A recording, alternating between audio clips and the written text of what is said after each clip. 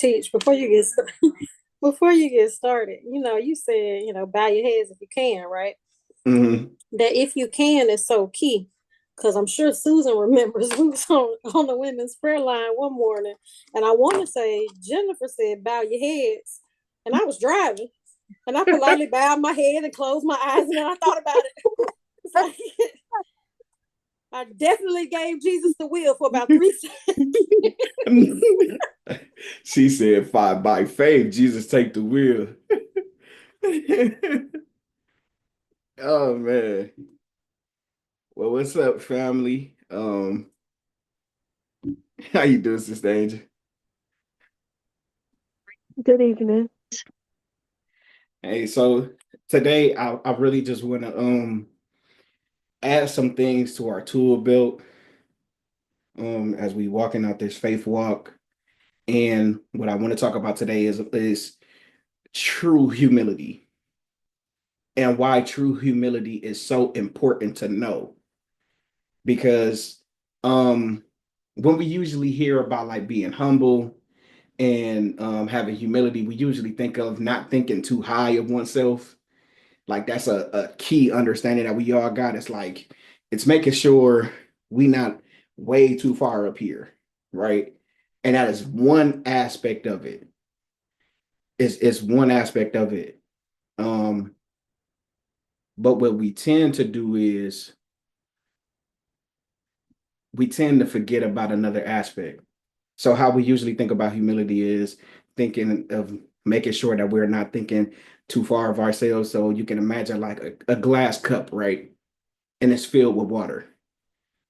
And we would do a backwards thing of instead of making sure that we're not overflowing, we'll just flip the cup over and thinking that everything is cool, but you waste all the water that's on the inside. And I want to say that early on because as we dig deeper, it's going to make sense of why that is the wrong aspect to have. Because what I really want to go into is showing like, um, huh, I want to show the other aspect through the word, right? So, just diving right into it, let's go to Exodus 3, and we're going to read 7 through 12. And this is Moses at the burning bush when the Lord comes to him and he is sending him on a mission. He's calling him to do something. And we know it's to free the Israelites. He's calling him to free the Israelites. And Moses is going to do something that we have done one time or another. Most of us, right? So, like I said, what I want to add to our tool belts is what it really means to truly be humble, like what is true humility. And the aspect that we have is not thinking too high of oneself. But I want to introduce another aspect. So, if I could have someone read Exodus 3 and just verses 7 through 12. I got you, bro. Appreciate you, sis. Mhm. The Lord said, I have indeed seen the misery of my people in Egypt. I have heard them crying out because of their slave drivers, and I am concerned about their suffering. So I have come down to rescue them from the hand of the Egyptians and to bring them up out of that land into a good and spacious land, a land flowing with milk and honey, the home of the Canaanites, Hittites, Amorites, Perizzites, Hivites, and Jebusites. And now the cry of the Israelites has reached me, and I have seen the way the Egyptians are oppressing them. So now, go. I am sending you to Pharaoh to bring my people, the Israelites, out of Egypt. We're gonna stop right there for just 1 second because I just want to say this next part is very important because this is what we do. This is what we think humility is. Go ahead, sis. You read 11 and 12. All right, verse 11. But Moses said to God, who am I that I should go to Pharaoh and bring the Israelites out of Egypt? And God said, I will be with you. And this will be the sign to you that it is I who have sent you. When you have brought the people out of Egypt, you will worship God on this mountain. So here we see Moses, as the Lord is presenting Moses with his task, what he's calling him to do. As he gives the instructions to now go and do the job that I have for you to do, Moses, as my brother so eloquently put yesterday, not as being, well, not in this part yet, but in this part, Moses is like, who am I? Right? Because Pharaoh, we know is the king of Egypt, and he knows that he has to go and speak to the king. And he's doing this thing where he's backing down because he feels unworthy, he's like, who am I to go and speak to the king? Who am I to go and do this? And God is letting him know that he is with him. So there's other aspect that we miss when it comes to humility is sometimes it's also not operating below who God calling you to do. So there's two sides to the coin now that we now can see, right? It is the side of not being too above, not thinking you're more than who you are, but also the side of not thinking you're below more than who, not thinking you're less than who God has called you to be. So that leaves this fine area to be able to operate in of who God called me to be, nothing more, nothing less. It leaves a narrow way, like it's a narrow path of walking this out, and that's true humility. To be not more and not less than who God is calling you to be. So I want to go over into Exodus 4. We're going to keep expounding on this. So I just wanted to offer that. Like, true humility is not being more than who you are. We already understand that. But also not being less than who God calls you to be. And it's a reason why you need to operate in narrow, that narrow vein. It's a reason. So we want to go over to Exodus 4. We're going to read 10 through 16. And this is just diving more into Moses's mindset as the Lord has given him this task. So if anyone would like to read Exodus 4, 10 through 16, we're going to keep pressing forward. You said 10 through 16? Yep, 10 through 16. If nobody else wants to, I will. That's fine, sis. We All right. rocking out. Moses said to the Lord, "Pardon your servant, Lord. I have never been eloquent, neither in the past nor since you have spoken to your servant. I am slow of speech and tongue." The Lord said to him, "Who gave human beings their mouths? Who makes them deaf or mute?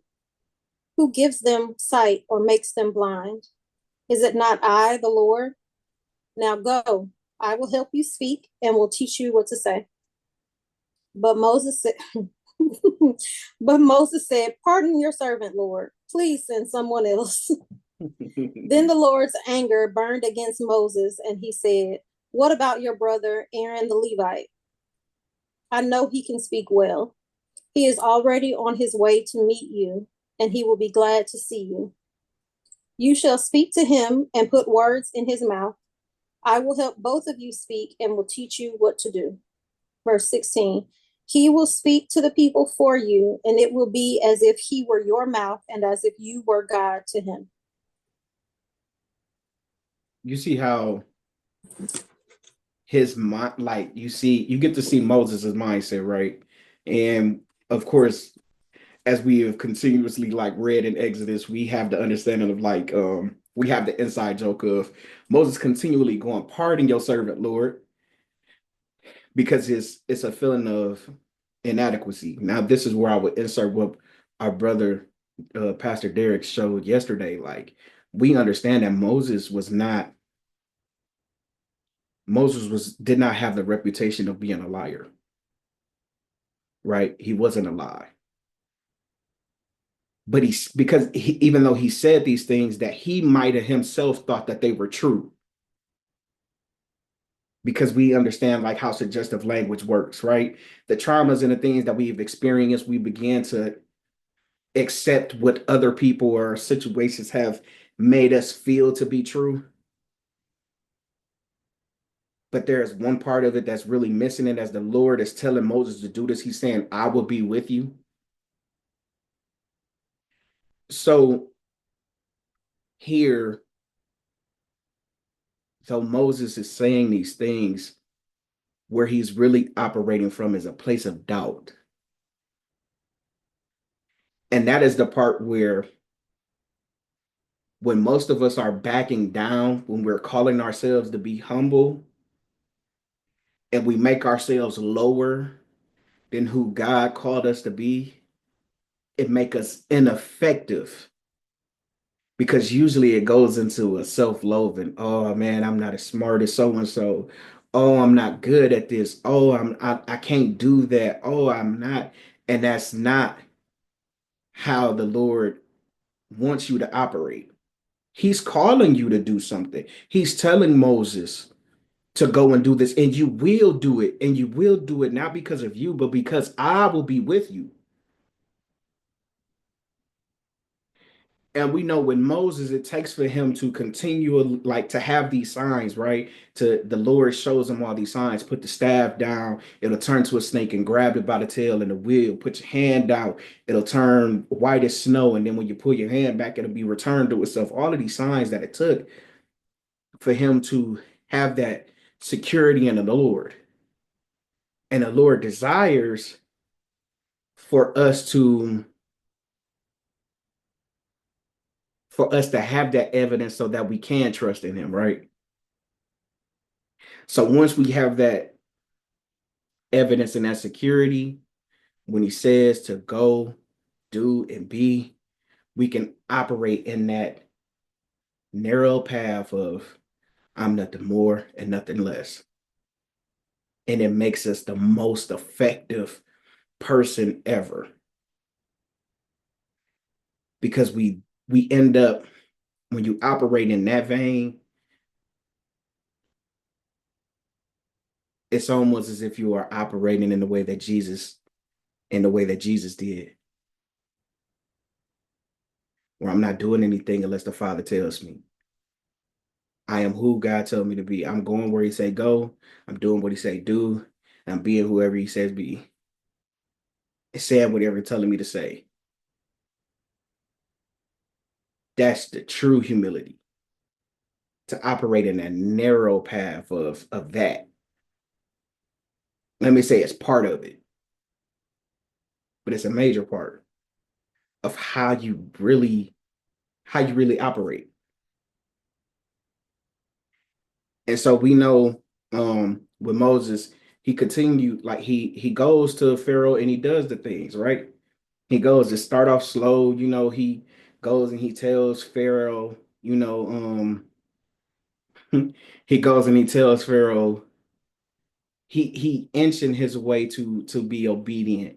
Like he starts off with first, let us go out here and we're gonna do an offering in the wilderness and all of these things. And it gets to a point where as he continues to keep going back to Pharaoh, his faith is getting built up to a point where it's just like, okay.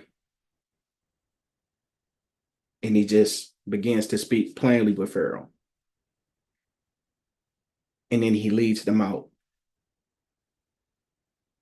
And it begins to operate fully in doing everything that the Lord says. And I want to go over into Numbers 12 because then we get to see how God viewed Moses as he walked with him. And in Numbers 12, I just want to read 1 through 8. This is something we just recently read where it is uh, Miriam and Aaron being rebellious and being rebellious and saying that the Lord speaks through them too. But God validates Moses in front of everybody. But he says something very peculiar. So if we can, Numbers 12, 1 through 8.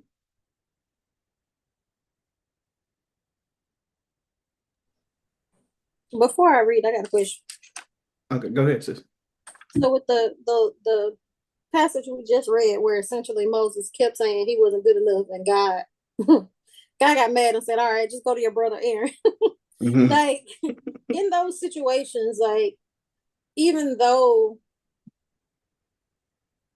we know, God gave him these instructions, God could have continued to say, "Nah, I told you to go do it. You go do it."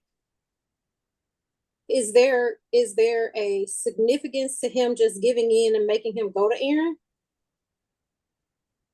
instead of just pushing him to do it on his own? I think he recognized that he would do it if he had help. Hmm. Like it's Okay. the length that like it's him trying to give you security. It's like, we kind of talked about it before of like a parent putting a child up on the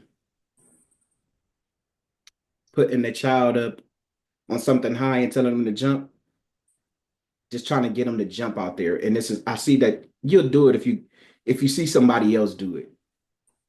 Hmm. So it's almost like a security thing. So I don't know if it's I won't say that I know that it's something more significant and deeper that he told him to go to his brother, but it's more of a it for me and my understanding it's more of a I know that you're willing to do it if you see someone else especially something as close as your brother do it too, like have somebody with it's like the 2 by 2 thing where when he sent the disciples out 2 by 2.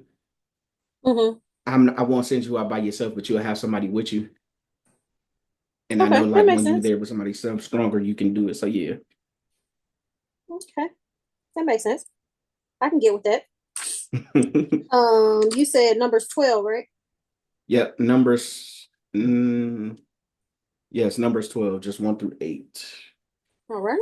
Miriam and Aaron began to talk against Moses because of his Cushite wife, for he had married a Cushite. Has the Lord spoken only through Moses? They asked. Hasn't he also spoken through us? And the Lord heard this. Now Moses was a very humble man, more humble than anyone else on the face of the earth. At once the Lord said to Moses, Aaron, and Miriam, "Come out to the tent of meeting, all three of you." So the three of them went out. Then the Lord came down in a pillar of cloud. He stood at the entrance to the tent and summoned Aaron and Miriam. When the two of them stepped forward, he said, "Listen to my words. When there is a prophet among you, I, the Lord, reveal myself to them in visions. I speak to them in dreams. But this is not true of my servant Moses. He is faithful in all my house. With him I speak face to face, clearly and not in riddles. He sees the form of the Lord. Why then were you not afraid to speak against my servant Moses?" Verse 3 said what? Moses was a very humble man, more humble than anyone else on the face of the earth. Did Moses continue having that mindset of pardon me, Lord? Yeah. Did he? After he left off of the mountain, did he continue to have that? Like as he was leading the people out, did he have that pardon me, Lord mindset? As in pardon me, send someone else. No. So he had the confidence in who God called him to do to just go be and do it. That's right. Affirmed. affirmed. That's what made him humble. No longer operating in the part of me, send someone else, Lord. But now it just became like Nike. He just do it. Whatever the Lord is telling him to do, he just do it. And it caused him, as he's walking this out and having it caused him to have this deep relationship with the Father, this intimate relationship, to the point where he's speaking. The Lord, it's right here. The Lord said, I speak face to face with him, clearly and not in riddles. That's true humility. Operating in who God called you to be, having not only having confidence, but being faithful to the Lord to see it through to the end.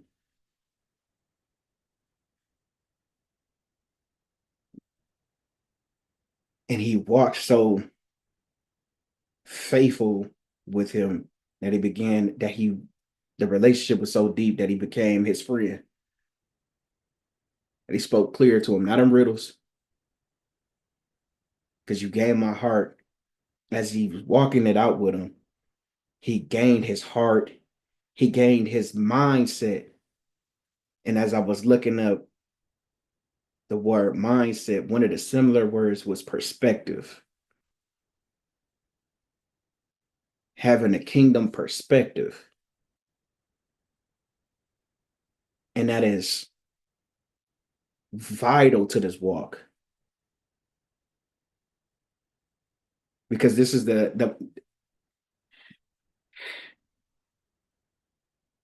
because what are we called to be as believers? What are we called to be?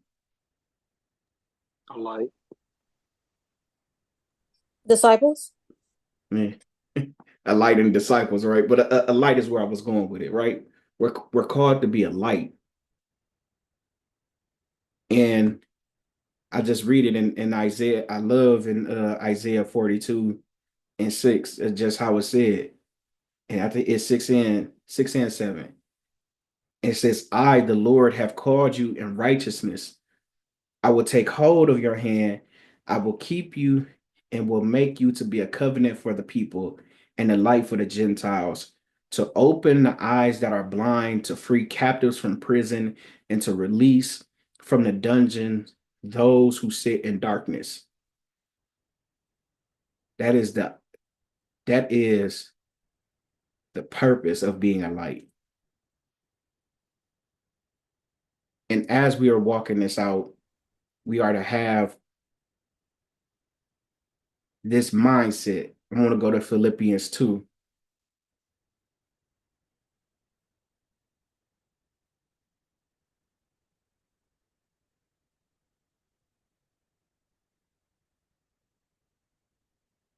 And Deidre, do you mind reading 3-8?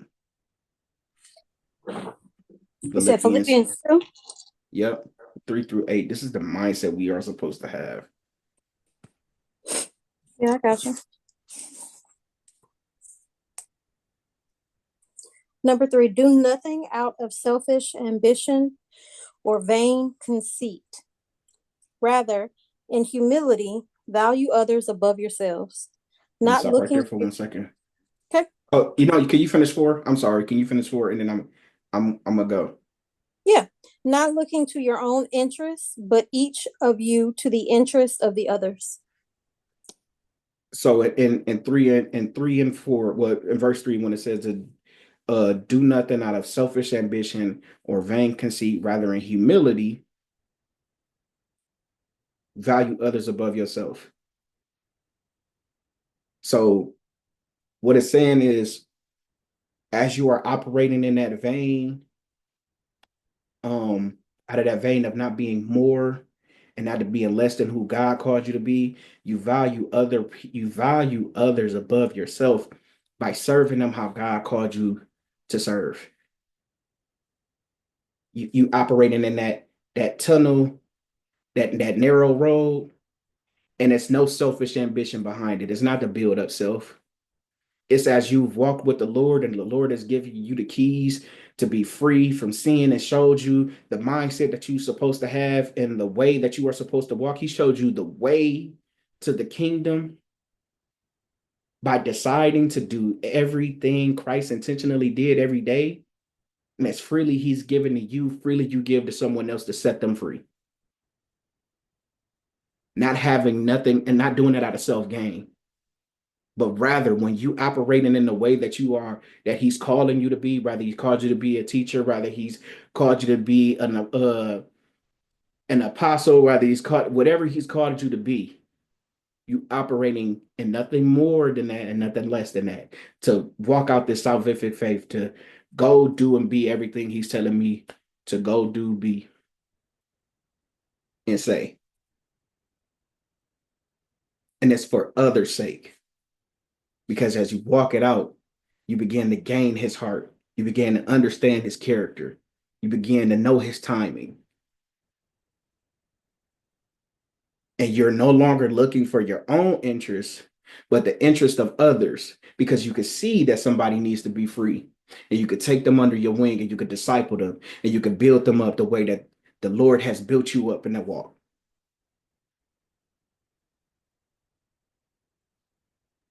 So you want to keep going through this, sis. Can you go through 5 through 8 now? Right, verse 5. In your relationships with one another, have the same mindset as Christ Jesus, who being in very nature, let's try that again, who being in very nature God, did not consider equality with God something to be used to his own advantage. Rather, he made himself nothing by taking the very nature of a servant, being made in human likeness. And being found in appearance as a man, he humbled himself by becoming obedient to death, even death on a cross. Having the same mindset. To be who God called me to be, nothing more, nothing less, is the narrow walk. It's a narrow path. And you serve others out of that narrow understanding. And that's real humility. Jesus said, I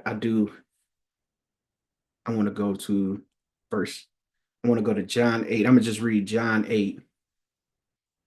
And I want to say it's verse 30. No.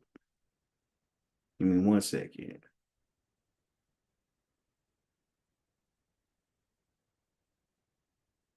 John 8, and I'm going to just read verse 28. And it says, so Jesus said, when you have lifted up the Son of Man, then you will know that I am he, and that I do nothing on my own, but speak just what the Father has taught me. I'm not speaking nothing unless I'm not speaking nothing but whatever the Father has told me to say. I'm not doing nothing unless it's whatever the Father told me to do.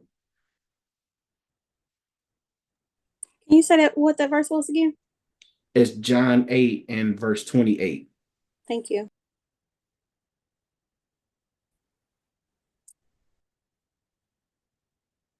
So while we talked about earlier of that, how we think of humility and we only look from the perspective of not being more than what God called you to be.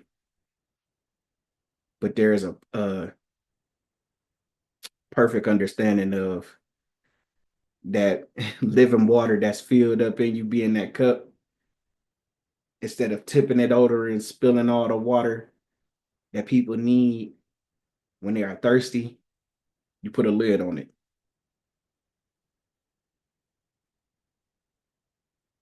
True humility is operating in that middle vein of specifically who God called you to be. And he do that with Gideon, mighty man of valor. I am sending you. And he continued to remind all of those that he's saying, all of those that he called to be a light. He continuously reminds us You are not in this by yourself. I am with you. So you can have the confidence to walk in whoever and whatever he has called you to be, to say whatever it is that he called you to say. And we know in this group, he's also blessed you with some brothers and some sisters.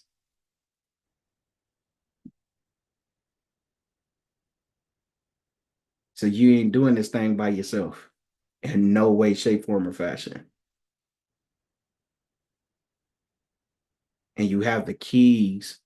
Now you have the keys to understanding that true humility is operating like this. When we go into, let's say 2 Corinthians 10, 2 Corinthians 10:5. We demolish arguments and every petition that sets itself up against the knowledge of God, and we take captive every thought to make it obedient to Christ. Now every doubt and thought, every thought that every suggestive language, all of the things that try to come up that try to call you and pull you back to being less than whatever God called you to be, you now have the keys to understand. No, I'm the warden. I can lock these thoughts up and bring it to obedience because he called me mighty man of valor. He called me to be a teacher. He called me. He called you.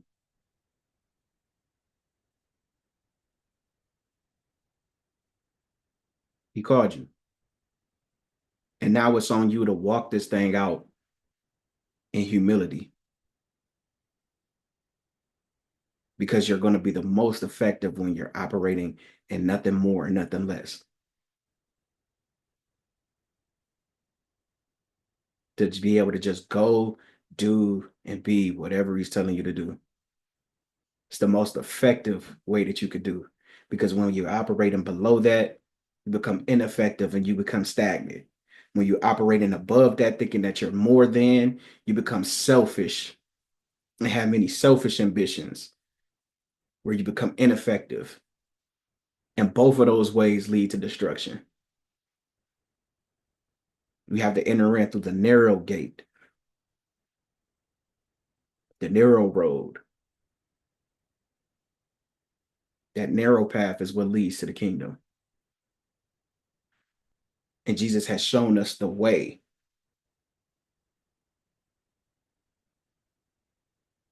So it's on us. And I just want to add this to our tool belts of understanding what true humility is.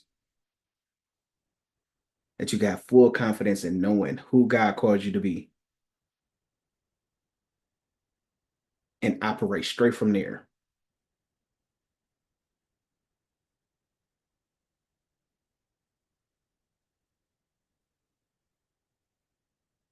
Now I'll open the floor if anyone has any comments or questions.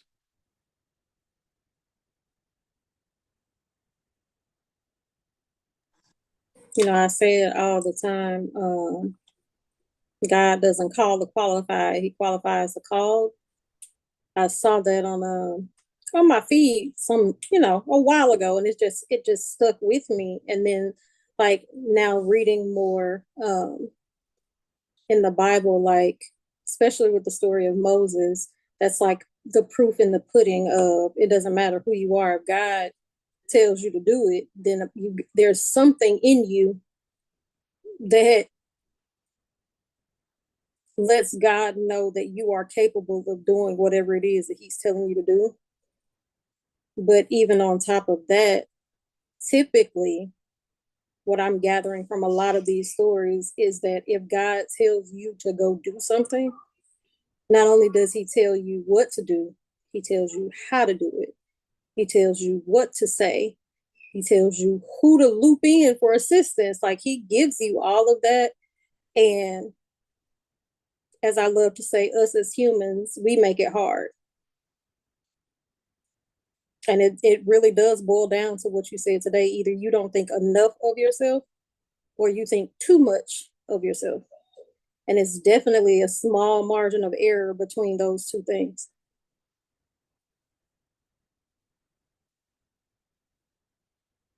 The senses, like he, I just like even realizing just every time that he was sending them, he would tell them like, "I'll be with you." Like it goes along with what we was talking about yesterday, where um we began to make vows, and when he had already, God had already gave the promise that he was gonna do it. So like when he calls you to do it, he already got the game plan. Like he got everything all in order. He just needs you to walk it out. Like all the work is really done. And every one of these stories is like pretty much all the work is really done. All it takes is for us to walk it out. But what we will do is, like you said, either we don't think enough of ourselves or we think too less of ourselves. And on both occasions, we become ineffective.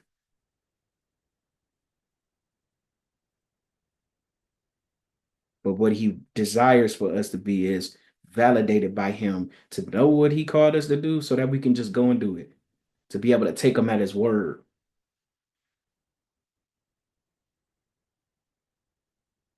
Like,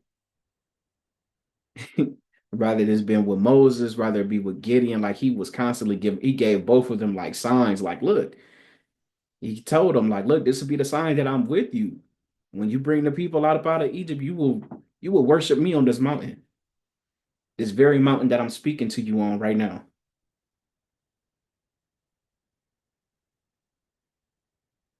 With the story with Jacob. Go ahead. It is time now for you to leave out of here. Go to that place that you anointed with the stone. Remember the vow that you made to me to let you know, like I'm with you. So it's not on it. Like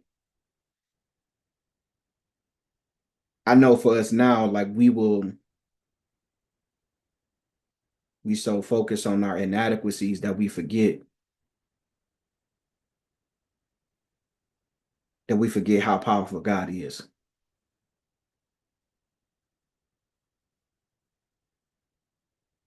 But in 2 Corinthians 10 and 5, it tells us like, yo, we got to bring all of those thoughts into the obedience of Christ. It's just like when fugitives are on the run, when the police catch them, they lock them up. They lock them up for breaking the law.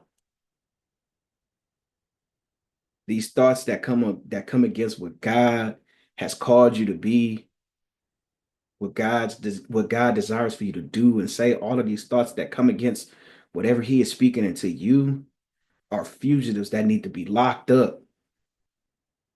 And you have the authority to lock them up. So you can either hold on to God's truth of what He's calling you, or you can hold on to your trauma. You have the options and the authority. You got the authority to hold on to either one of those. You get to decide. But I'd rather for us being brothers and sisters that you hold on to what God is calling you, who He has called you to be, that you're able to walk this out. And as He has given you the keys, and as He has given you the understanding, as He has given you the evidence, and as you have built up a relationship with Him, that you now can go set someone else free.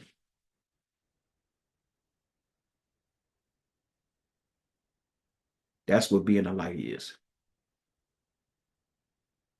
That's what being a light is. Operating in that narrow path.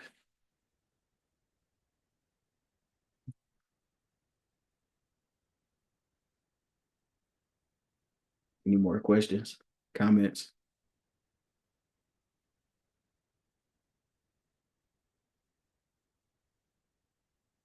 Yeah.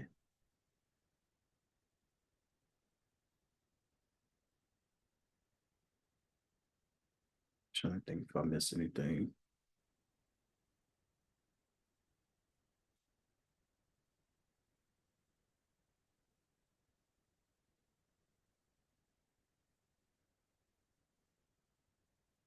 Nah, I want to read one last verse. And it's First Peter 5. And I just want to read 5 through 8. And it says, in the same way, you who are younger, submit yourselves to your elders. All you clothe yourselves with humility towards one another, because God opposes the proud, but shows favor to the humble. Humble yourself, therefore, under God's mighty hand, that he may lift you up in due time. Cast all your anxieties on him because he cares for you. Be alert and of sober mind. Your enemy, the devil, prowls around like a lion, like a roaring lion looking for someone to devour. Being humble, operating out of being humble. Be alert and of sober mind. Do not think of yourself so low. The enemy is waiting to paralyze you in those thoughts. The suggestive language, those traumatic experiences, the enemy is waiting to cripple you, making you ineffective in those thoughts if you stay there. But you have the authority to lock those things up, to lock those thoughts up and bring them to the obedience of Jesus Christ.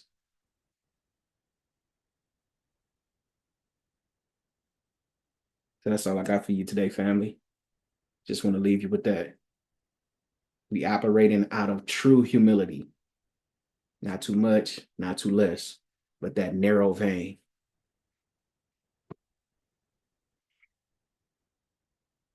Pastor Derek, do you mind praying us out, bro, if there's no more questions or anything or comments?